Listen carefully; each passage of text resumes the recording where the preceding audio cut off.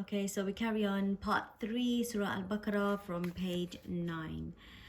But the wrongdoers substituted a different word from the one they had been given. So because they persistently disobeyed, we sent a plague down from the heavens upon the wrongdoers. Remember when Musa prayed for water for his people, and we said to him, "Strike the rock with your staff." 12 springs gushed out, and each group knew its drinking place. Eat and drink the sustenance God has provided, and do not cause corruption in the land. Remember when you said, "Musa, we cannot bear to only eat one kind of food, so pray to your Lord to bring out for us some of the earth's produce, its herbs and cucumbers, its garlics, lentils and onions." He said, "Would you exchange better for worse? Go to Egypt, and there you will find what you have asked for." They were struck with humiliation and wretchedness, and they incurred the wrath of God because they persistently rejected his messages and killed prophets, contrary to all that is right. All this was because they disobeyed and were lawbreakers.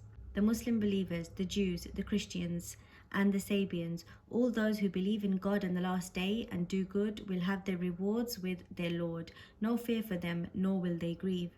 Remember when we took your pledge and made the mountain tower high above you and said, "Hold fast to what we have given you and bear its contents in mind, so that you may be conscious of God." Even after that you turned away. Had it not been for God's favor and mercy on you, you would certainly have been lost. You know about those of you who broke the Sabbath, and so we said to them, "Be like apes, be outcasts." We made this an example to those people who were there at the time and to those who came after them, and a lesson to all who are mindful of God. Remember when Musa said to his people, "God commands you to sacrifice a cow." They said, "Are you making fun of us?" He answered, "God forbid that I should be so ignorant." They said, "Call on your Lord for us to show us what sort of cow it should be." He answered, "God says it should neither be too old nor too young, but in between. So do as you are commanded." They said, "Call on your Lord for us to show us what color it should be." He answered, "God says it should be a bright yellow cow, pleasing to the eye."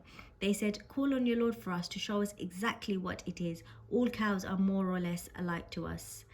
With God's will we shall be guided." He replied, "It is a cow not trained to till the earth or water the fields, a perfect and unblemished cow." They said, "Now you have brought the truth." So they slaughtered it, though they almost failed to do so. When you, Israelites, killed someone and started to blame one another, although God was to bring what you had concealed to light, we said, "Strike the body with a part of the cow."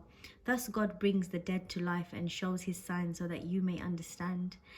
Even after that, your hearts became as hard as rocks, or even harder, for there are rocks from which streams spring out, and some from which water comes when they split open, and others which fall down in awe of God. He is not unaware of what you do.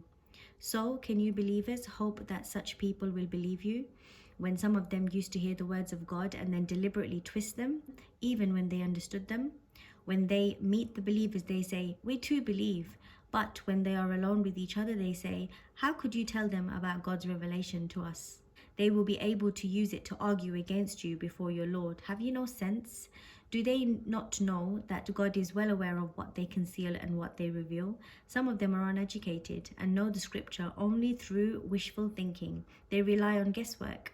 So woe to those who write something down with their own hands and then claim this is from God in order to make some small gain. Woe to them for what their hands have written. Woe to them for all that they have earned. They say, "The fire will only touch us for a few days." Say to them, "Have you received a promise from God? For God never breaks his promise. Or are you saying things about him of which you have no real knowledge?